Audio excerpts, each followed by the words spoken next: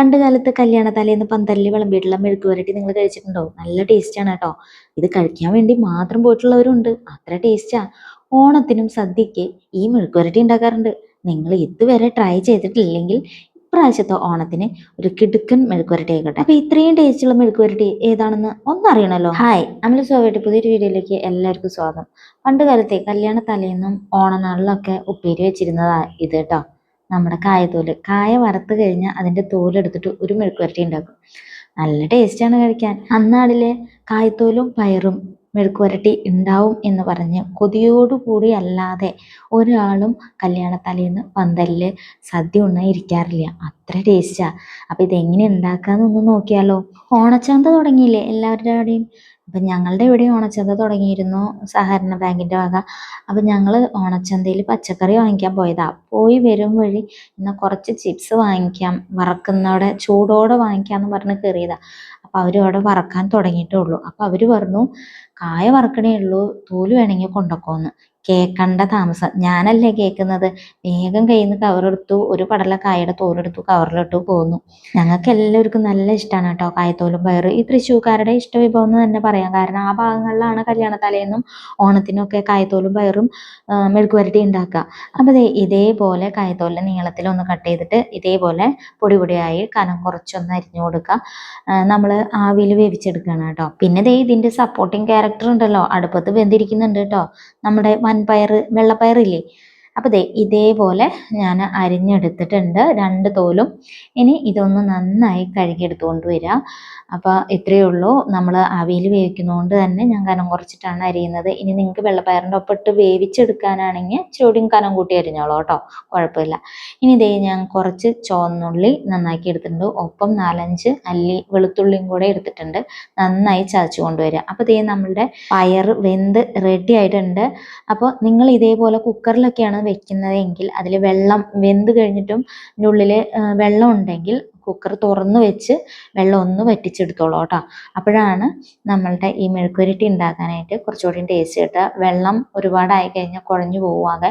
അപ്പോൾ അതുകൊണ്ട് തന്നെ വെള്ളം ഉണ്ടെങ്കിൽ ഒന്ന് വറ്റിച്ചെടുക്കുക. അപ്പോൾ നമ്മളുടെ വെള്ളമൊക്കെ കറക്റ്റാണ്. കുറച്ച് വെള്ളം ഉണ്ടായിരുന്നത് ഞാൻ തുറന്ന് വെച്ച് വറ്റിച്ചെടുത്തിട്ടുണ്ട്. അപ്പോൾ ഇതേപോലെ ചെയ്താൽ മതി. അപ്പോൾ ഉപ്പിട്ടിട്ട് വേണം നമ്മൾ പയർ വേവിച്ചെടുക്കാനായിട്ട്.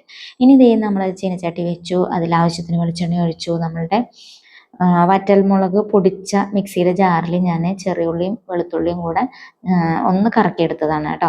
അതുകൊണ്ടാണ് മുളകിൻ്റെ അംശം ഉള്ളിൽ കാണുന്നത്. അപ്പോൾ ഇതൊന്ന് നന്നായി ഇളക്കി കൊടുക്കുക. ഒപ്പം കറിവേപ്പില ഉണ്ടെങ്കിൽ ഒട്ടും മറക്കരുത്, നേരെ ഇട്ട്. നമ്മളുടെ കായത്തോലും പയറും കഴിക്കാത്തവരുണ്ടെങ്കിൽ ഇതേപോലെ ഒന്ന് കഴിച്ചു നോക്കാം, നല്ല ടേസ്റ്റാണ്. അപ്പോൾ ആ ടേസ്റ്റ് ഒട്ടും തന്നെ കുറയാതിരിക്കാൻ കറിവേപ്പില ഉണ്ടെങ്കിൽ തീർച്ചയായും ഇടുക.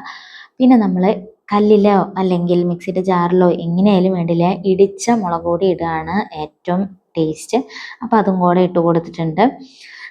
ഇനി നമുക്ക് കറിവേപ്പിലയും കൂടെ ഇട്ട് കൊടുക്കുക. അതും ഇട്ടിട്ട് നന്നായി മൂക്കണം കേട്ടോ. മൂക്കണതിന് മുമ്പ് നമ്മൾ ഒരിക്കലും എന്ത് മെഴുക്ക് പുരട്ടി ഉണ്ടാക്കുകയാണെങ്കിലും വെജിറ്റബിൾസ് ഇട്ട് കൊടുക്കല്ലേ, അപ്പോൾ അതിൻ്റെ ടേസ്റ്റ് കുറയും. അപ്പോൾ നന്നായി മൂത്ത് വന്നിട്ടുണ്ട്. ഇനി നമ്മൾ കഴുകി മാറ്റി വെച്ചിട്ടുള്ള കായത്തോല് ഇട്ട് കൊടുത്തിട്ടുണ്ട്. ഇത് നന്നായി ഇളക്കി കൂട്ടുക. അപ്പോൾ നന്നായി ഇളക്കിയാലേ നമ്മളുടെ ആ മൂപ്പിച്ച ഉള്ളിയുടെ ഒക്കെ നല്ല ടേസ്റ്റ് നമ്മുടെ കായത്തോലിലേക്ക് എത്തുള്ളൂ. അതേപോലെ തന്നെ ഇത് ആവിയിൽ കിടന്ന് വേവുമ്പോൾ അതൊക്കെ നന്നായി അതിലേക്ക് പിടിച്ചു വരുമ്പോൾ നല്ല ടേസ്റ്റാണ്. അപ്പോൾ അതുകൊണ്ട് തന്നെ ഒട്ടും വെള്ളം ഇല്ലാണ്ട് തന്നെ നമുക്ക് ആവിയിൽ വേവിച്ചെടുക്കാം.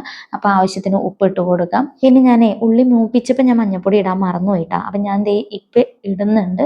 അപ്പം നിങ്ങൾ ഇപ്പം ഇട്ടാലും കുഴപ്പമില്ല. ഇനി ഉള്ളി മൂപ്പിക്കുന്ന സമയത്ത് നമ്മൾ മുളക് പൊടി ഇടില്ലേ, ആ ടൈമിൽ ഇട്ടാലും മതി കേട്ടോ.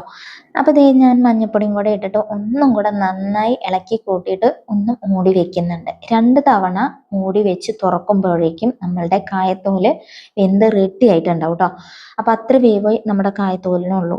അപ്പോൾ കായത്തോലും പയറും ഇതുവരെ ട്രൈ ചെയ്യാത്തവരുണ്ടെങ്കിൽ ഒന്ന് ട്രൈ ചെയ്ത് നോക്കിക്കോളൂ. വളരെ സിമ്പിളാണ്, വളരെ പെട്ടെന്ന് തന്നെ നമുക്ക് ഉണ്ടാക്കിയെടുക്കാൻ പറ്റുന്ന ഒരു മെഴുക്ക് പുരട്ടിയാണ്. കുക്കറിൽ പയർ വേവിക്കുന്നതുകൊണ്ട് തന്നെ നമ്മളുടെ പകുതി പണി കഴിഞ്ഞു കിട്ടും. പിന്നെ ആവിയിൽ എത്ര സമയം വേണം ഈ കായത്തോലൊന്ന് വെന്ത് കിട്ടാൻ വേണ്ടിയിട്ട് അല്ലേ? വളരെ ഈസി അല്ലേ? അപ്പോൾ ഇതുവരെ ട്രൈ ചെയ്തിട്ടില്ലെങ്കിൽ ഒന്ന് ട്രൈ ചെയ്തോട്ടോ. എല്ലാവരുടെ വീട്ടിലും ഓണായതുകൊണ്ട് ശർക്കര വരട്ടിയും കായ വറക്കലൊക്കെ ഉണ്ടാവും. അപ്പോൾ തോല് ആരും പശുവിൻ്റെ വെള്ളത്തിൽ കൊണ്ടിടണ്ട. പശുവിന് കൊടുത്തോ, ഒരു 2 തോലെങ്കിലും മാറ്റി വെച്ചിട്ട് നിങ്ങൾ ഓണസദ്യക്ക് ഒരു മെഴുക്ക് പുരട്ടി ഉണ്ടാക്കി നോക്കി. കിട്ടു ടേസ്റ്റാണ്. നിങ്ങൾ പിന്നെ എല്ലാ കൊല്ലവും പിന്നെ ഇടയ്ക്കിടയ്ക്ക് കായ വറുക്കുകയും ചെയ്യും, ആ കായത്തോടെടുത്ത് മെഴുക്കുവരട്ടി ഉണ്ടാക്കുകയും ചെയ്യും. അത്ര ടേസ്റ്റാണ്. അപ്പോൾ ഇത് നമ്മളുടെ രണ്ടാമത്തെ തവണ മൂടി തുറന്നപ്പോഴത്തേനും നമ്മുടെ കായത്തോല് റെഡി ആയിട്ടുണ്ടായിരുന്നു. പിന്നെ വേവിച്ച് വെച്ച വൻപയറെടുത്ത് ഇട്ട് കൊടുത്തു. നന്നായി മിക്സ് വെൽ. ഇനി ആ കായത്തോലിൽ പിടിച്ചിട്ടുള്ള എല്ലാ മസാലയും നമ്മളുടെ പയറിലേക്കും പിടിക്കണം. അപ്പോൾ അതിന് വേണ്ടി നന്നായി ഇളക്കിയിട്ട് ഒരു 2 മിനിറ്റ് നമ്മൾ ഒന്ന് മൂടി വയ്ക്കുക. തീ നല്ല സിമ്മിലിട്ട് കൊടുക്കുക കേട്ടോ, ഇല്ലെങ്കിൽ പിന്നെ അടിയിൽ പിടിക്കും. അപ്പോൾ സിമ്മിലിട്ട് കൊടുക്കുക. അപ്പോഴാണ് നമ്മളുടെ ആ ചീനച്ചട്ടിയിൽ ഉണ്ടാകുന്ന എല്ലാ ഉള്ളിയുടെ ആ മൂപ്പിച്ച മസാലയും കാര്യങ്ങളൊക്കെ ആ പയറിലേക്കും കൂടെ കിട്ടുള്ളൂ. അപ്പോൾ നമ്മൾ ഉപ്പും കൂടെ നോക്കുക എല്ലാം കറക്റ്റ് അല്ലേന്ന്. അത് കഴിഞ്ഞ് കഴിഞ്ഞാൽ നമ്മളുടെ അതേ മെഴുക്ക് പുരട്ടി റെഡി.